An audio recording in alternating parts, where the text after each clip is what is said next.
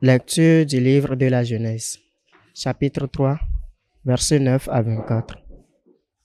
Quand l'homme eut désobéi à Dieu, le Seigneur Dieu l'appela et lui dit, « Où es-tu donc ?» Il répondit, « J'ai attendu ta voix dans le jardin.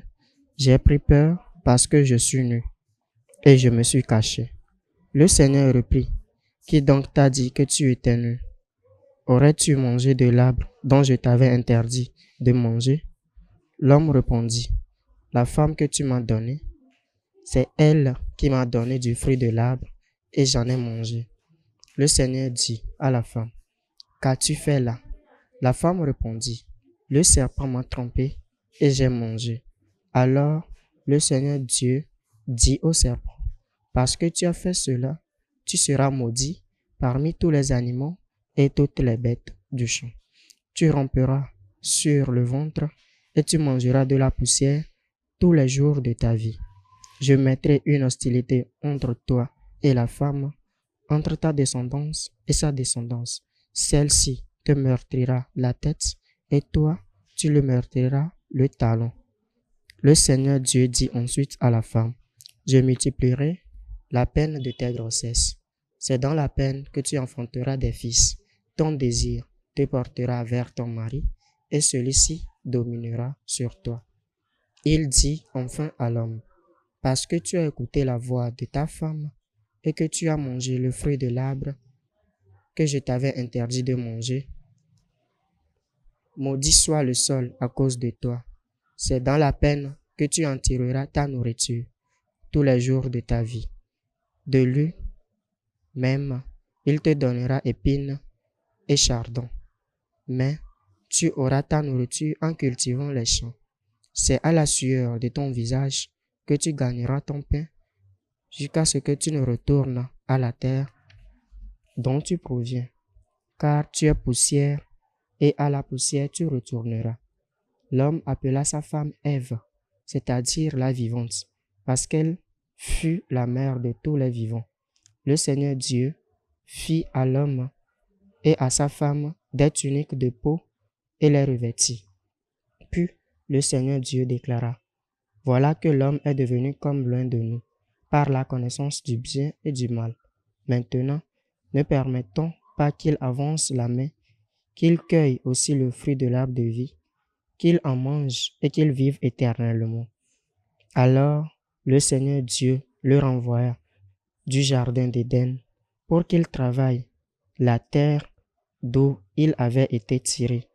Il expulsa l'homme et il posta à l'orient du jardin d'Éden les chérubins armés d'un glaive fulgurant pour garder l'accès de l'arbre de vie.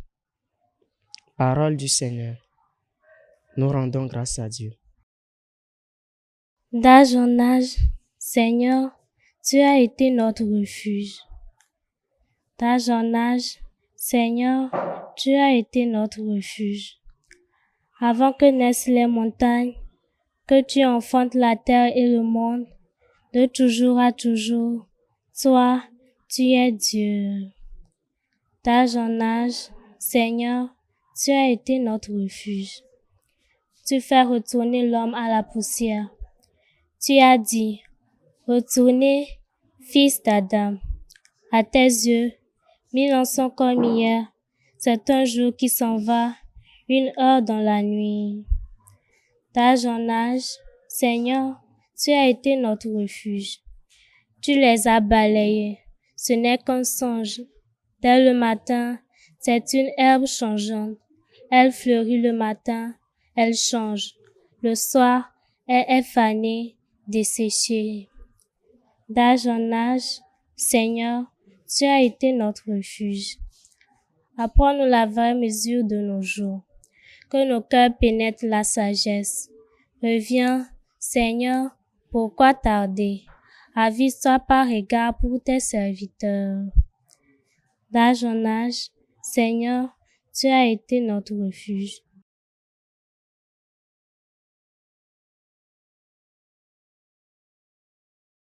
Acclamation de l'Évangile. L'homme ne vit pas seulement de pain, mais de toute parole qui sort de la bouche de Dieu.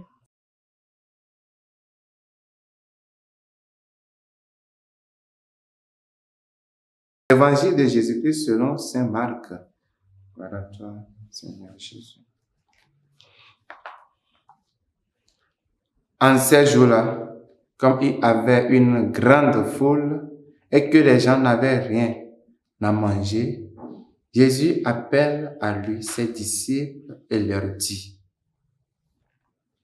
j'ai de la compassion pour cette foule, car depuis 3 jours déjà, ils restent auprès de moi et n'ont rien à manger. Si je les renvoie chez eux à jeun, ils vont défaillir en chemin, et certains d'entre eux sont venus de loin. Ses disciples lui répondirent: où donc pourra-t-on trouver du pain pour les rassasier ici dans le désert? Il leur demanda: combien de pain avez-vous? Ils lui dirent: 7. Alors il ordonna à la foule de s'asseoir par terre. Puis, prenant les 7 pains et rendant grâce, il les rompit et il les donna à ses disciples pour que ceux-ci les distribuent. Et ils les distribuèrent à la foule. Ils avaient aussi quelques petits poissons que Jésus bénit et fit aussi distribuer. Les gens mangèrent et furent rassasiés. On ramassa les morceaux qui restaient. Cela faisait 7 corbeilles. Or, ils étaient environ 4000. Puis Jésus les renvoya. Aussitôt, montant dans la barque avec ses disciples, il alla dans la région de Dalmanuta. Acclamons la parole de Dieu.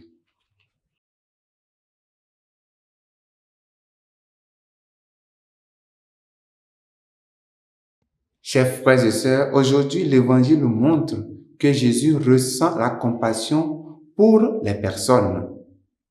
Nous pouvons ressentir de nos jours avec la crise de la paix, la peur, le recours à la banalité et à l'évasion.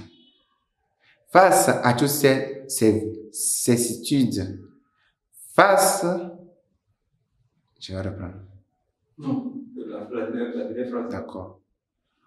Nous pouvons ressentir de nos jours avec la crise de la paix, la peur, le recours à la banalité et à l'évasion. Face à toutes ces vicissitudes, l'interrogation du Seigneur demeure. Ils n'ont pas de quoi manger. Le texte précise que le Seigneur appelle ses disciples, c'est-à-dire qu'il m'appelle, moi, afin de ne pas les renvoyer à jeun, pour leur donner quelque chose. Jésus a eu pitié des personnes, spécialement sur la terre des païens. Cela vaut la peine d'une précision. Et nous, réfugiés dans notre petit monde, nous disons que nous ne pouvons rien faire. D'où sortirons-nous une parole d'espérance sûre et ferme, sachant que le Seigneur sera avec nous tous les jours jusqu'à la fin des temps? Comment dire aux croyants et aux incroyants que la violence et la mort ne sont pas des solutions? Le Seigneur nous demande simplement combien de pain nous avons. Peu importe combien on a, il a besoin de tout cela. Le Seigneur veut atteindre tout le monde. Donne-lui ta prière. C'est déjà un pain. Donne-lui ton Eucharistie vécue. C'est un autre pain. Donne-lui ta décision de te réconcilier avec les siens, ceux qui t'ont offensé. C'est un autre pain. Donne-lui ta réconciliation sacramentelle avec l'Église. C'est un autre pain. Donne-lui ton petit sacrifice, ton jeûne, ta solidarité. C'est un autre pain. Donne-lui ton amour à sa parole qui te donne force et réconfort. C'est un autre pain. Afin, donne-lui ce qu'il te demande, même si tu crois que ce n'est qu'un peu de pain. Que le Seigneur nous donne sa grâce et sa force. Loué soit Jésus-Christ. Esprit du Père, Esprit du Fils, Esprit d'amour, brûlons nos cœurs. Suivez désormais sur la télévision SMA Togo TV votre nouvelle émission, Le Dogme Démystifié.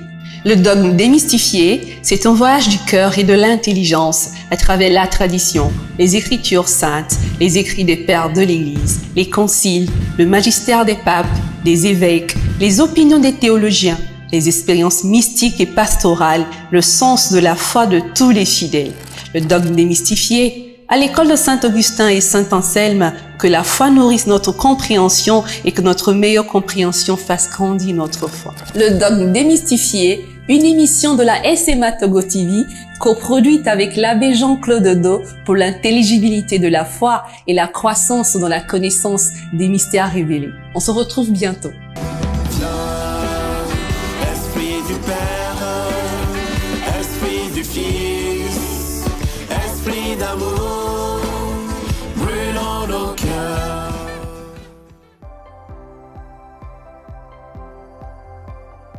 La SMA Togo TV vous propose dès à présent ses services de reportage photo, vidéo pour vos différents événements.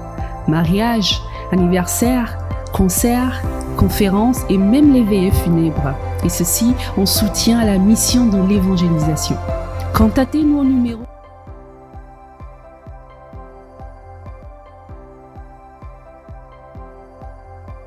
ou par email media@smatogo.com.